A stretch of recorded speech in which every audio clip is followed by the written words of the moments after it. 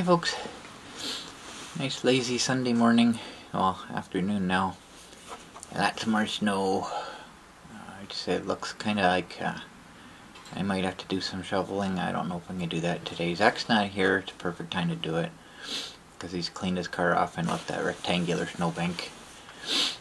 That's why when I do the snow I usually clean his car off first, just to get that done and out of the way.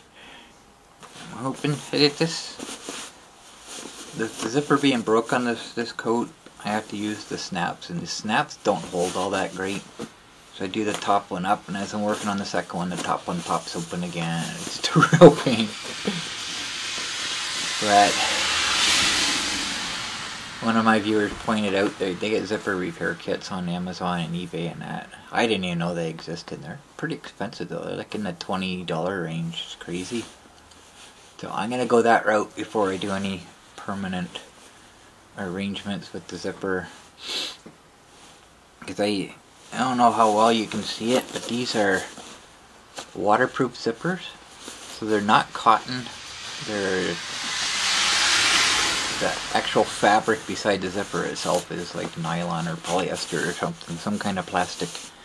They're waterproof, and I can't even sew a new zipper onto that, because it's really thick, hard material. Like I say, they're waterproof zippers, so they're designed to keep the water out. So I'm gonna go that route before I try anything else. It's -1 today. It's not too bad.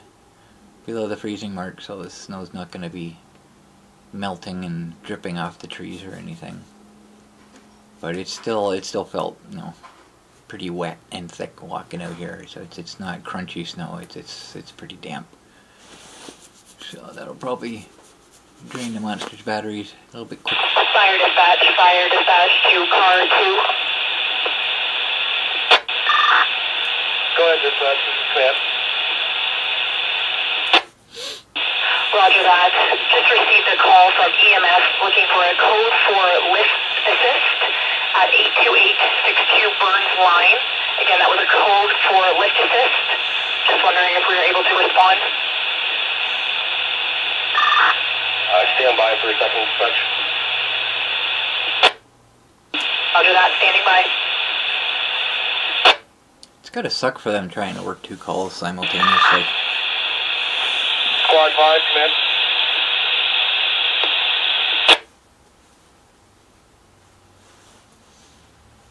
They're at barn fire right now. Fire dispatch, Sergeant command. Go ahead, command. Yeah, I'll have a unit responding from this call shortly. Roger that, command. Unit 2 respond to call shortly. The time is 13:12:22. Could you advise the EMS is on scene? Roger that. I will call back and confirm if EMS is on scene. So now I kind of forget what I was talking about. I think I was saying that the snow is wet and heavy, so it's probably going to drain the batteries faster. I think that's all I was trying to say. So, but it's snowing pretty good. I'm not sure if it's actually wet snow. This isn't coming from the lake. Well, not completely from the lake. It's an actual snowstorm that we're getting. So chances are it's not going to be really super wet snow that's coming down. I'm going to use both cameras today. I'm not going to rely on my backup camera waterproof case, because it's showing itself to be quite unreliable.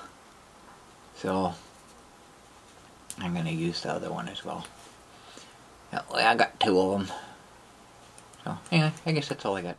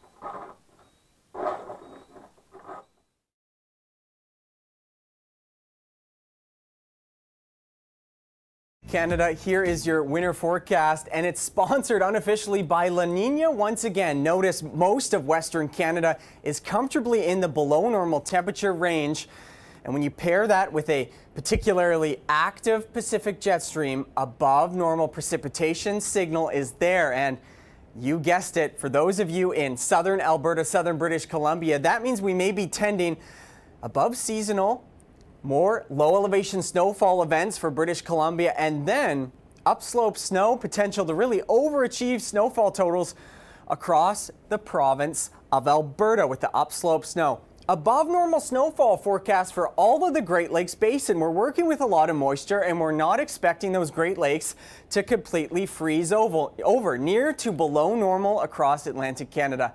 In terms of the temperatures, we are moderate to high confidence for a warmer than normal winter with several weeks of sustained thaws, not a frigid, prolific cold winter across eastern Canada, above normal Atlantic Canada and Newfoundland.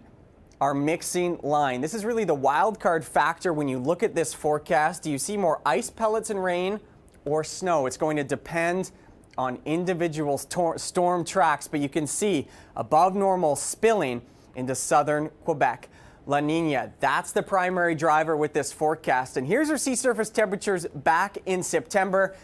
Here's the evolution. Much more cold air developing. The signature in the North Pacific means cold in the west, and that sea surface temperature anomaly in Atlantic Canada still above normal months later.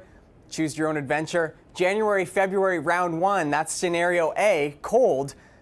Scenario 2, colder. The cold air can push deeper into the Great Lakes Basin, and that'll be some of the trends we're watching this winter season. So there is our official winter forecast for this year. Sounds like it's going to be pretty snowy. Thankfully, temperature is going to be higher than normal. I'm okay with that. But I'm just kind of concerned with, a lot of snow. It's going to be physically difficult for me this year. But, they're not always right. In fact, they're rarely right. The only way to know for sure is to wait and see what we get. When I talked about my illness, I was talking about Nikita, my angel without wings. When I was living in Hanover, I don't think I'd been there very long. It was early on. It was a smoke shop in town. And this store, anything smoking related, they had. It was an amazing store. I was in there one day, and I spotted something in their display case. I don't remember how much it cost, but I had to buy it. I'm not sure how well you can see that. I'll show you a close-up. It's a cat with a halo and wings. It's an angel cat. It looks exactly like Nikita. I had to buy it. I had to. I don't wear it. It's a pin. It's a pin on. Pin it on whatever. But I don't want to take a chance on losing it, so I'll never use it. I'll never wear it. But I have it. It looks exactly like Nikita. And if you look really close at its ears, it almost looks like it's got bull's ears, which is what Nikita had, because he had surgery on his ears. I come home from work one day, and I saw him. Something just didn't look right, and his ears were like balloons.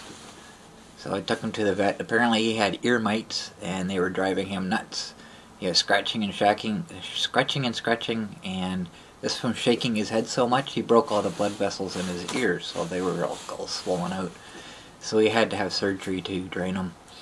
And that's what gave him the bull's ears. That's why they look like they're folded. It almost makes them look like a Scottish fold, because they have folded ears naturally. But that's why his ears look like that. And if you look really close, it almost looks like the same thing with this. Well, I saw this and it was just amazing. This wasn't a long time after I lost Nikita that I found this. It blew my mind that I saw that. So it's one of my cherished possessions that I will never wear because I don't want to lose it, and I will never give it up. I thought about it when I was making that video, and I kept forgetting to grab it to bring it out with me, because I had it pinned to my curtain, so I always knew where it was and it wasn't in the way. Smokey won't start playing with it and lose it somewhere. But I thought that was amazing. I got that from a smoke shop. So everything related to smoking plus other stuff apparently, because this has nothing to do with smoking. So I thought that was amazing.